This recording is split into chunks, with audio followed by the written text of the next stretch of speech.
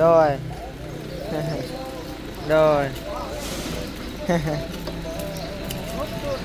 โดย6 สุด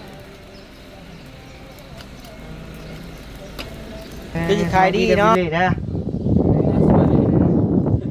เอาวันคนลาวใต้มาอันเยี่ยมบิลลี่รู้จักว่ารู้จักอะไรอยู่อ่ะสองคนอย่างเกี่ยวได้ป่ะได้อยู่ได้อะได้อยู่เนี่ยได้อยู่โอ้มันปุ่งอยู่มาใหม่เลยได้อยู่นี่เอาเบิ่ง เวลาคนน้ำมันสองเข้าเลย สอง ตรงมือเลยเล่นตัวนั้นตัวนี้นี่กกใหญ่ได้นี่แม่นบ่ปีกาย อันนี้กาแฟก้างเนี่ย ปีกายหมด กาแฟก้างอันนี้กาแฟเตี้ยกาแฟหม้อ เป็นเดียวมันเกี่ยว แบบเดียวกับตัว ตัวเตี้ยนี่เนาะ นั่น ตอนนั้นผมปีกายอยู่ด้วยปีกายแล้วหมด ไปบิลลี่ปะไปเบิ่งกาแฟปะ เลยอันนี้กาแฟหม้กาแฟหม้อ โอ้ตัวนี้มันอยู่ห่มเนาะมันระบบบ่เป็นหยังตัวนี้ กาแฟนี่มันต้องดินมันต้องซึมตลอดนะ มันซึมเนี่ยมันโอเคถ้าไวก็คือแลนทอเลยใส่เลยจบ เป็นยังไงความรู้สึกเบาตูน ดีที่แบบเพิ่นมีแนวคิดแบบสิลองนะลองปลูกกันนะมันสิเกิดแล้วบ่เกิดก็บ่ได้สิหายเนี่ยเบิ่น หายาย จำได้ไหมคะใครคะโอ้ เออ ทำไมผอมจังเลยเนี่ย เจ้น้องได้ทะลุน้องกันตึง ทำไมผอมจังเลยไม่เห็นเต้นอยู่ดีใจ เอาอีกหน่อยเด้อฮะยังเหลือ2-3 มันไปยังเลย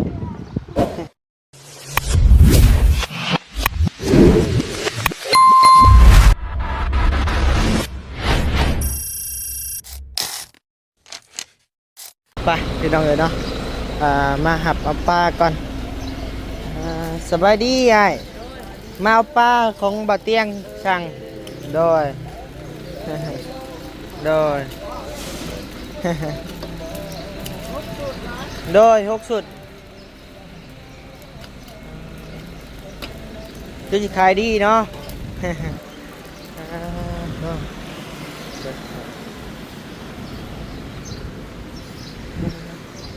เท่าไรเจ๊ เดี๋ยวมันไล่มาก่อน โดย สุดกระจาย90มาเลยปะ90540,000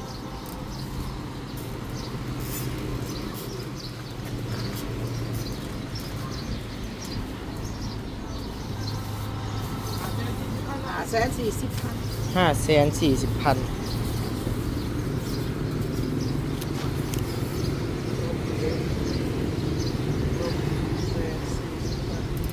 เหลือ130,000 โดย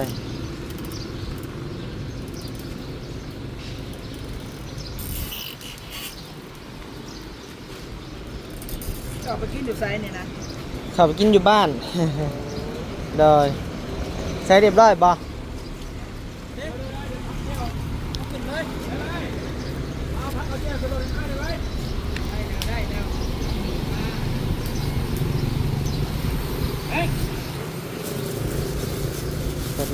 ดังเลย โดย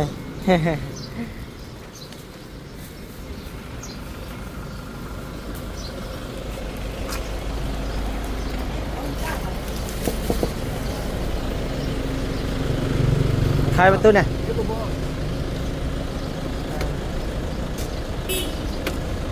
พี่ขายประตูบ้างพี่ขายประตูนี่ขาย มันกี่พุ่นแหม โดย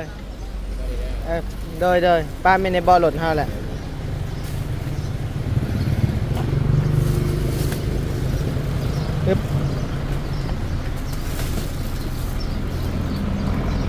อึ๊บ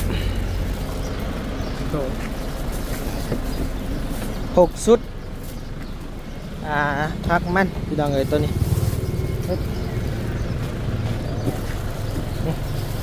ปลาไว้ทั้งลุ่มก็ได้จิไล่ตาในหนึ่งเด้อพี่น้องเด้อเนาะขอโทษขออภัยน้ำลายพี่น้องเอ้ยเนาะ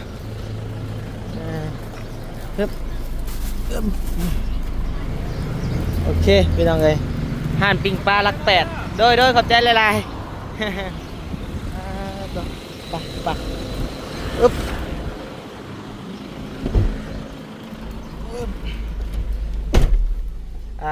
พี่น้องเลยทางบันนิวมาหับเอาปลาพี่น้องเลยเนาะโตทางบัดเตียงเพิ่นสั่งไว้พี่น้องเลยจำนวน6โตพี่น้องเลย6สุดพี่น้องเลยสบายดีเด้อบ่ตุนเด้อเนาะสบายดีอีกรอบหนึงพี่น้องเลย และยังอีกหลายหอบอีก อยากอยู่นำกันหลายๆหอบอยู่ ยังมันหลายหอบแบบเนื้อใส่กรอกนำกัน โดย ตาตาย เมื่ออยู่เนาะทางเมย์เพิ่นกับส่วนอยู่ ไป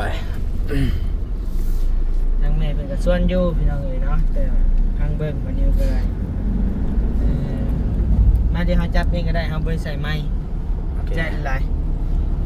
พี่น้องเอ้ยคุณแหละเนาะทางบ่นิวก็สิเดินทางเข้าเรือนบ่อเตียงพี่น้องเอ้ยเนาะหรือว่าลูกพี่ใหญ่เฮาเข้าไป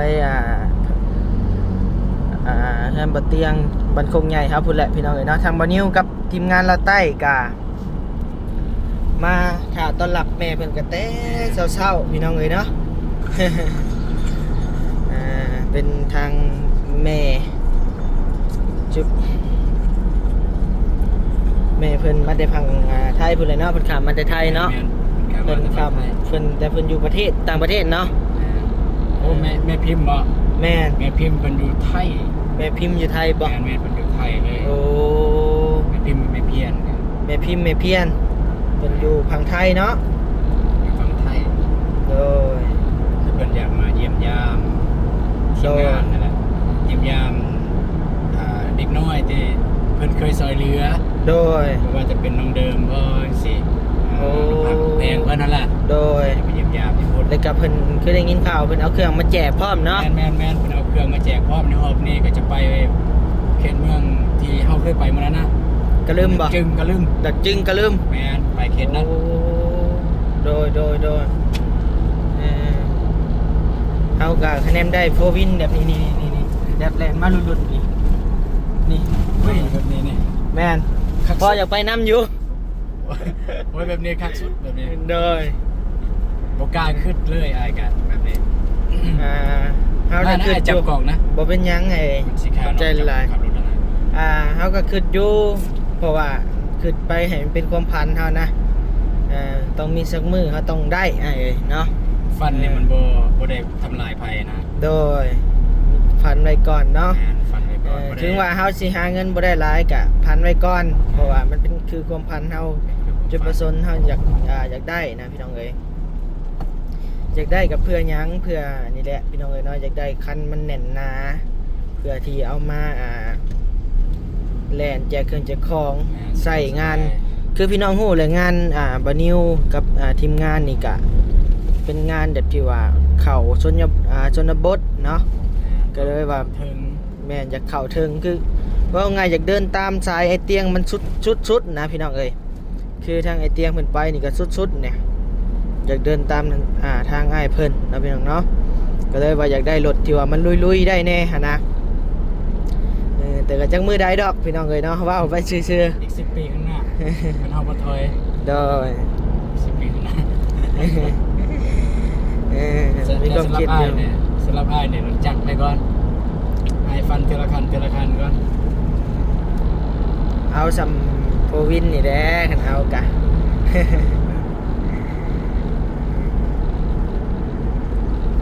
เอาโอเคพี่น้องเลยเนาะมีแต่ทางบันนิวก็จะเดินทางกลับไปต้อนรับเพิ่นต้อนรับแม่เพิ่นผู้แหละอยู่เฮือนบ่เตียงผู้แหละพี่น้องเอ้ยเนาะไปกินข้าวกินน้ำน้ำกันพี่น้องเอ้ยเอาเดี๋ยวพอกันใหม่พี่น้องเอ้ยเนาะผู้แหละโดยไปเดินทางพี่น้องเอ้ยไปพี่น้องเอ้ยบ้านนี้เนาะฮอดทางเข้าบ้านโคกใหญ่เป็นที่เรียบร้อยพี่น้องเอ้ยครั้งแรกของบ่ตูน แม่ครั้งแรกเลย โดย แรกทายเลยสิได้เข้าไปบ้านเป่าเตียงซึ่งเฮาแต่บ้านเฮาก็ตื่นเต้นอยู่แล้วนะว่าสิได้ไปเบิ่งเกิดเมืองนอนแบบ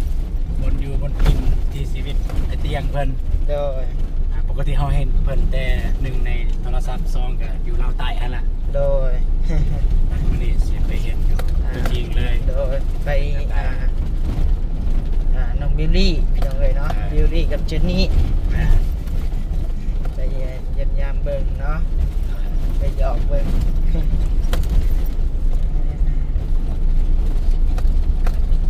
เนี่ยพี่น้องเลยทางเข้าบ้านยูทูบเบอร์ใหญ่สื่อดัง ใส่บุญทั่วประเทศเลย บอกว่าจะใช้บุญได้ยูทูบเบอร์ลาวนี่คือว่าไอเตียงอันดับหนึ่งได้ แม่นบ่ แม่นเบิ่งแล้วผู้ติดตามนี่ผู้เดียวนี่แหละยูทูบเบอร์ลาวครับเฮ้ยบิ๊กใหญ่เลยเนาะ บิ๊กใหญ่เลย บิ๊กใหญ่ก็ล้านกูซับแหละ บิ๊กใหญ่ อืมเอาในเคียงสวรรณเขตเฮาซะไป หรือว่าSTS ว่าง่ายๆกัน มาได้นับรอบมาได้ ATS กับแม่นได้เนาะ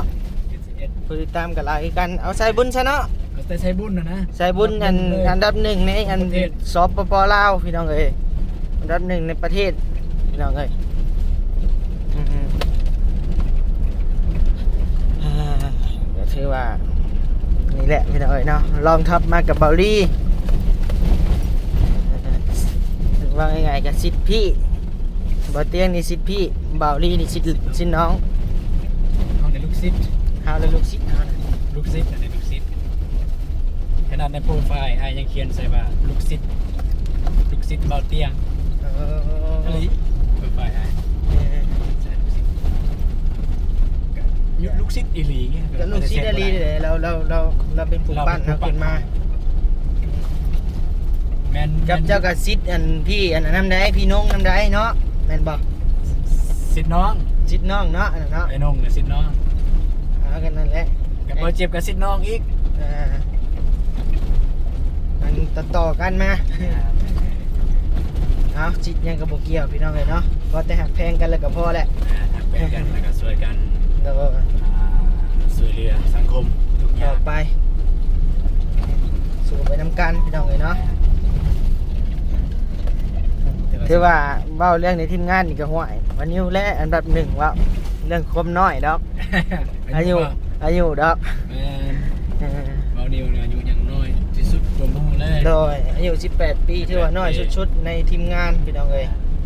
ทีมงานสายบุญแล้วแหละ แมนอายุน้อยสุดเลย โดย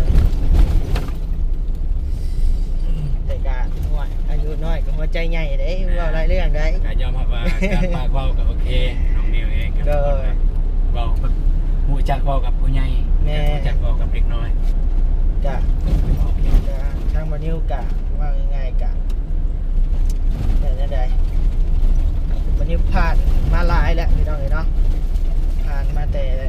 โอ้ยหลายพี่น้องเอ้ยก็เลยว่าฮู้จักอยู่จักผู้ใหญ่ผู้น้อยอยู่ครับพี่น้องเนาะ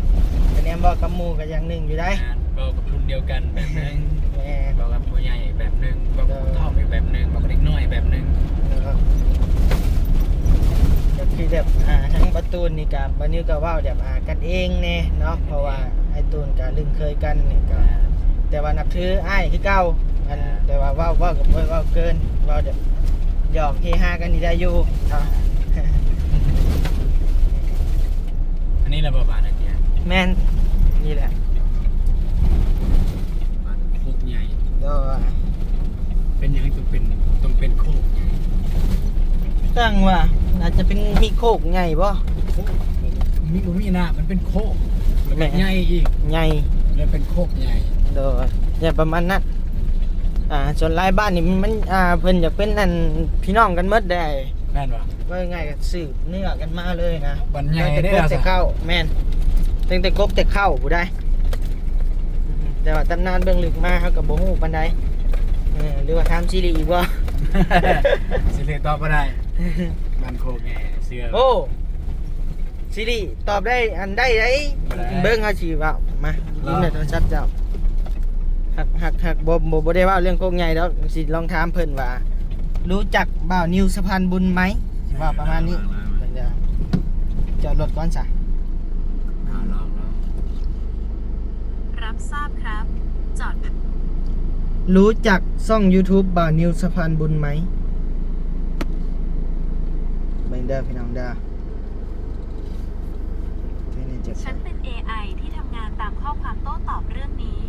ความสามารถของฉัน เอ้า AI ก็ไม่รู้ครับ ผู้ใด เอายังมาในบรรจุนะ รู้สักเอาใหม่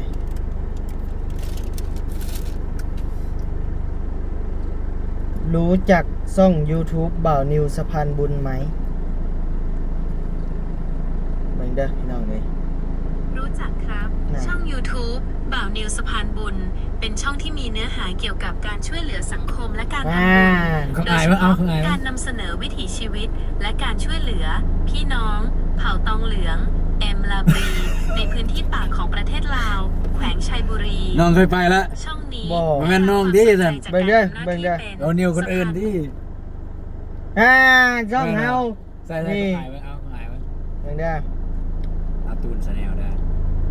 รู้จักช่องบ่าวตูนชาแนลไหม อาตูนคันเบาตูนนี่สิออกประธานปอง เดี๋ยวเอาใหม่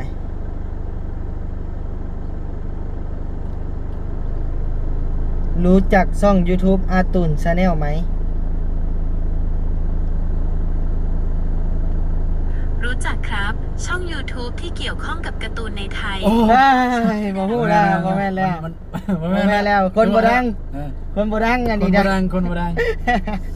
บ่นิวนี่สุดๆแหละนำบ่นิวนี่ คนบ่ดังแล้วเว้ย เออ บ่กล้าไปแล้วเพิ่น เอ้ย ไม่ไผฮู้ AI ยังบ่ฮู้ ไอ้ยังบ่ฮู้ว่าอาตูนแม่นผู้ใดคนนอกกับระบบ คนเดิม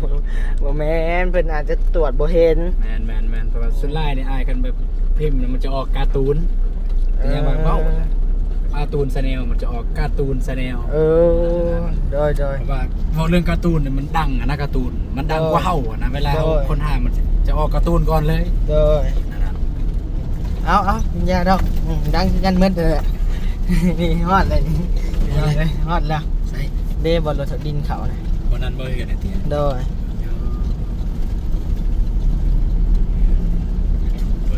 เบอร์หนึ่งใส่เบอร์หนึ่ง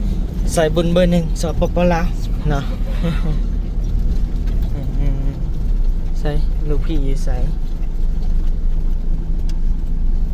ม่วนอยู่ไสมื้อนั้นตอนไลฟ์สด อยู่นี่แหละ ไอ้เด้ว่า โดยเอารถลูกพี่อยู่ใส่เริ่มบอรี่บ่ ในรถบ่ฝนบ่เนี่ย แม่บ่แม่นรถบ่พล ยังบ่ทันได้มาที่ ย่ำเพิ่นยังเอามา อันนั้นอยู่เพิ่นไปแวะท่าดีห้างอยู่กับหาเบิ่งได้ ตามเบิ่งเฮา แม่เพราะว่าเฮาแนะนำเพิ่นไปท่าดีห้างเด้โอเคแล้วเนาะเดี๋ยวลงไปอันเยี่ยมยามทาง ลงไปรถถ่าย บิวลี่ก่อนก็ได้ โดยสบายดีบิวลี่ โดยพ่อโตโดยมาฮอดแล้วสบายดีเด้อบิวลี่นะเอาอันคนลาวใต้มาอันเยี่ยมบิวลี่ ผู้จักว่า รู้จักเราอยู่อ่ะ ไปเบิ่งว่า นะบะมือจะเป็นอย่างนั้น บ่เคยแล้วนี่บ่เคย บะมือจะหนาวบ่แม่นอันนี้แหละเฮือนในเตียงโดยอันนี้ห้านค่าแม่นห้านค่าเพิ่นเบิ่งย่างไปส่องเบิ่งใช้ทั้งง่ายเพิ่นยังบ่มาบ่ประตูไอ้เตียงเพิ่นยังแวะท่านนี่ห้างอยู่เฮาเบิ่งนี่นี่แหละห้านค่าเพิ่น พี่น้องเอ้ยเป็นครั้งแรกของบ่าวตูนเนาะพี่น้องเนาะหันคาหันคาย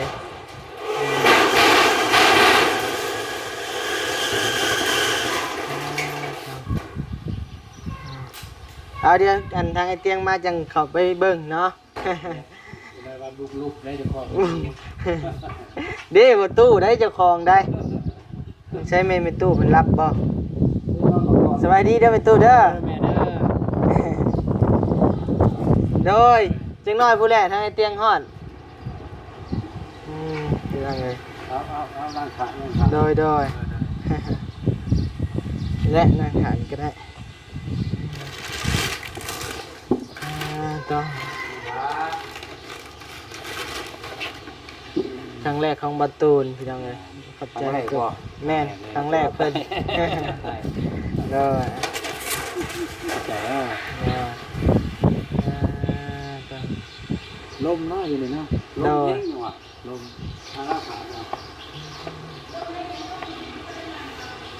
โอเคพี่น้องเนาะรอทางญาติขึ้นมาก่อนโดยป่ะเดี๋ยวสิพาเบาอาตูนเข้าไปเบิ่งสวนเยี่ยมสวนก่อนพี่น้องเอ้ย โดย เป็นกาแฟว่ะ สวนกาแฟกำลังปลูกใหม่พอตู้เพิ่นสิพาไปผม แต่ว่า1เดียวอยู่สมณเขตพี่น้อง โดยหนึ่งเดียวเลยเด็กเติ้นไปเน็บใส่เลยบิลลี่กับพาไปบ่บิลลี่ไปวางรถได้นั่งมาพี่มาระวังมาไปบิลลี่พามาเบิ่งสวนกาแฟพี่น้องเอ้ย สวัสดีเด้อโอ้สวัส สวัส ดี ดีไงโดยบิลลี่พาไปเบิ่งสวนกาแฟว่ะสั่น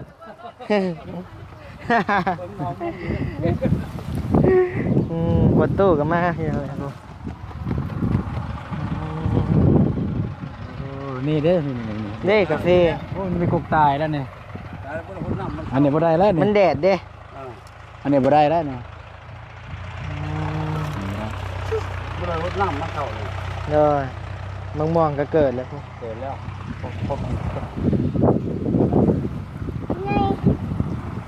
อันนี้เหี่ยวเนาะมันถึงแดดเลย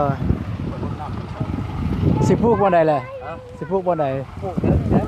คือให้รถเหยียบเนี่ยมันดินมันแน่นแล้วมันบ่งามเหยียบแล้วบ่เหยียบ ดุดบ่ได้อีกบัดนี้บ่ยากดอกเดี๋ยวเพิ่นคุยเอาขุดคุมใหญ่คุยเอาคุยเอาบัดนี้ ขุดคุมใหญ่แล้วก็คุยเอา แม่นบางเทีเราก็ยกล่องเอาบางเทีดุดแล้วยกล่องเอารถไถแถวนี้แหละ โดยนี่แหละเนาะ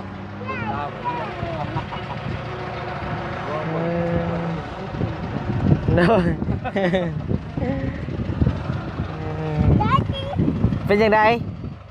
ประตูนครั้งแรก เป็นตาอยู่เลยว่ะ บ่มาแต่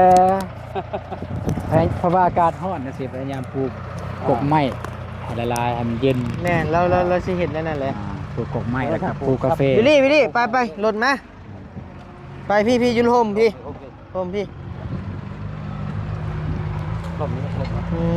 เราเลยรถเด้อเบิ่งเราเลย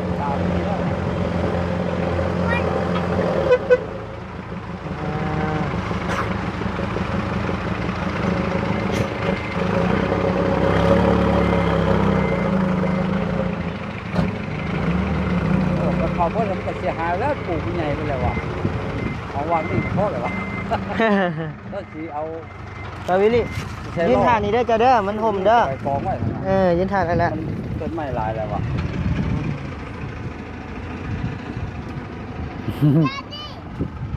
ก็จะเป็นแบบนี้แล้ว ก็ลองเบิ่ง คะแนนว่ามันเป็นนี่หนึ่งเดียวเลยแหละประตูเนาะ คัน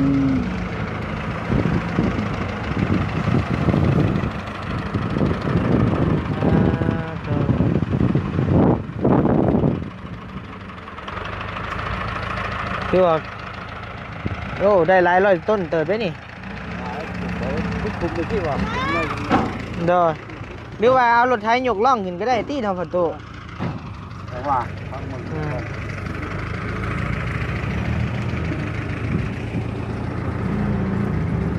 เฮาก็บ่ได้สู่เขามากลางเว้นได้มาแต่กลางคืนเฮาก็ได้ แม่นบ่ นาวิลลี่เนาะโอ้ มานะลองเบิ่ง เด้อ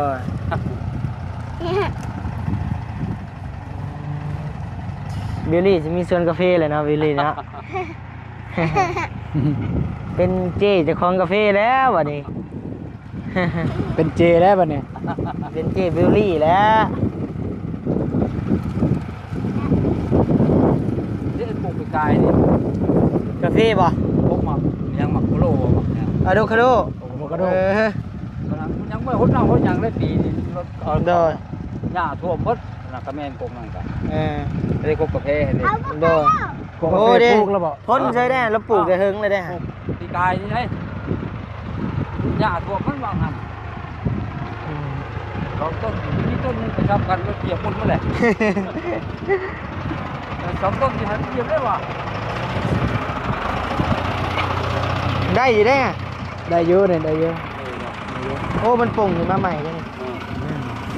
ได้อยู่อันนี่เอาเบิ่ง เมื่อไหร่พ้นน้ำมันสองเข้าเลย สองเอา สองมือเลยเล่นตัวนั้นก็แน่ นี่กกใหญ่เด้นี่แม่นบ่ ปีกายนี่ อันนี้กาแฟก้างเนี่ย ปีกลางบ่อน อันนี้กาแฟก้างอันนี้กาแฟเตี้ยกาแฟหม้อนี่ เป็นเดียวมันเกี่ยว แบบเดียวกับตัว ตัวเตี้ยนี่เนาะ แม่น ตอนหันปีกายอยู่ด้วยปีกายแล้วบ่ ไปวิลลี่ปะไปเบิ่งกาแฟปะ ผมว่ามันเขาคือเขาพูดอ่ะ เขาเชื่อเลย น้อยๆเนาะตัวนี้เนาะ นี่กาแฟหม้อกัน เบลลี่พามาเบิ่งสวนกาแฟเพิ่นพี่น้องเอ้ย อันนี้กาแฟหม้อ กาแฟหม้อ โอ้ตัวนี้มันอยู่ห่มเนาะมันระบบบ่เป็นหยังตัวนี้ กาแฟนี่มันต้องดินมันต้องซึมตลอดนะ มันซึมเนี่ยมันโอเค ถ้าไวก็คือแลนทอเลยทอ แม่ พี น ซี เด้เราแล่น ใส่เลย ท่อ เจาะเลยตึ๊บไม่น้ เด้เราเฮ็ดท่อแล่นใส่ ตายหน้าท่วมมันเลยพักหน้าออกเลยโอ้โห ำอะโวคาโด ฮู้เนาะเจ้ากันเนาะ อะโวคาโด ปะมีแต่เข้าไปพักผ่อนอยู่ในเฮือนพุ่นแหละอย่ามันแดดเนาะ แต่ยอดเลยในคาเชียร์หน้า เขียวเนาะอุ้มประตูอุ้ม พอปลูกทับตามผมมันนี่นะ เงี้ยเลยเอ้ยใหญ่เลยยังให้ประตูอุ้มอยู่ ประตูแอลกงเลยเป็นยังไงความรู้สึกเบาตูน ดีที่แบบเพิ่นมีแนวคิดแบบสิลองนะลองปลูกกันนะ มันสิเกิดหรือบ่เกิดก็บ่ได้สิหายหยังดอก เกิดอยู่ดอกเขาคิดว่าเนาะ กันอันนั้นก็เกิดอยู่ดอก แม่ ว่าเรื่องงามหรือบ่ เพราะ งา ว่า มก็อีกแบบหนึง แม่พอประตูเราพดเช้าพดแรงอยู่ โคตรเศร้าโคตรแรงอยู่มันก็เกิด เออ นี่กาแฟนี่ทนกับอากาศแบบนี้ กาแฟอันนี้ฮะ แม่นอันนี้กาแฟ กาแฟ มิก กาแฟสูงบ่นี่ แม่นกาแฟมิกกกใหญ่พี่ กงใหญ่ฮะเออ มันเก็บก็คือปีนไปเก็บอยู่เทิงเลย เอออันนี้ทนเนาะ ทน จะปลูกรวมเขาดูแล้วปลูกมันละ อันนี้ก็ กาแฟงามเนาะ เดี๋ยวน้ำไม่อายกินเด้อลูก เจ้าแก่สวนกาแฟมาเบิ่งกาแฟพี่น้องเลย เอาก็บ่ได้ฮู้ลายปานใด กับมันเป็นธุรกิจครอบครัวเจะก็อาจจะหูลึกเติมหนึ่งอยู่ แต่ก็พอได้นั่นอยู่ โดยเอ้ามาแล้วพุ่น ผู้ใดน่ะนี่ผู้ใดแล้วน่ะ ไพ่นะวิลลี่ โอ้โหว่าผู้นี้แม่นไผ โอ้โห เบาฝนเบายังนี่เบาฝนบ่โอ้โห ไปหับแม่ เก่ง ไปพูด ฝนครับ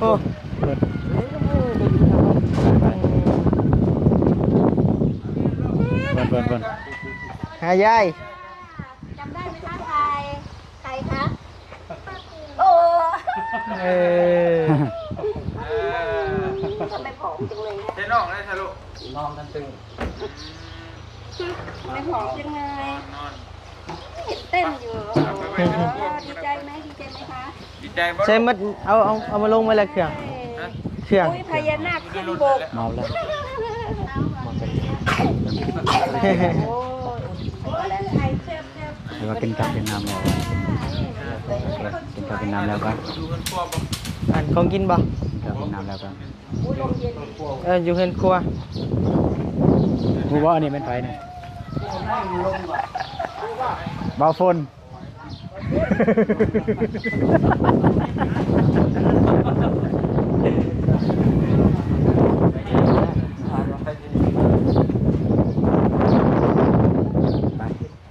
จะได้เดินทางมาไกลบอก เดี๋ยว กะบ่ธรรมดา มาหอดมาถึงแล้วเนาะบัดนี้เนาะไปมีแต่ผู้แลไปนั่งพักผ่อนอยู่ผู้แลปะ เอาเครื่องลงกันบ้างเขา ไปเอาของกินลงก่อนก็ได้ปะ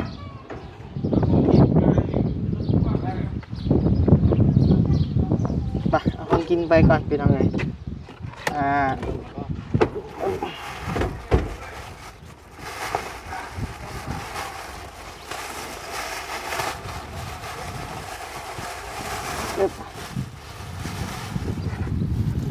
เอาอีกหน่อยเด้อฮะยังเหลือ2-3 มัน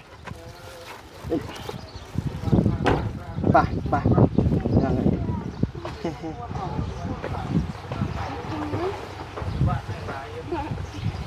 มา สวัสดีค่ะว้าขอได้หายที่พูดเจ้าค่ะเราเถินอะไรนี้ ไปเนาะพี่น้องเนาะทางแม่เพิ่นกะเดินทางมาฮอดเฮือนถึงชานแล้วพี่น้องเอ้ยเนาะฮอดเฮือนฮัดซานน้อง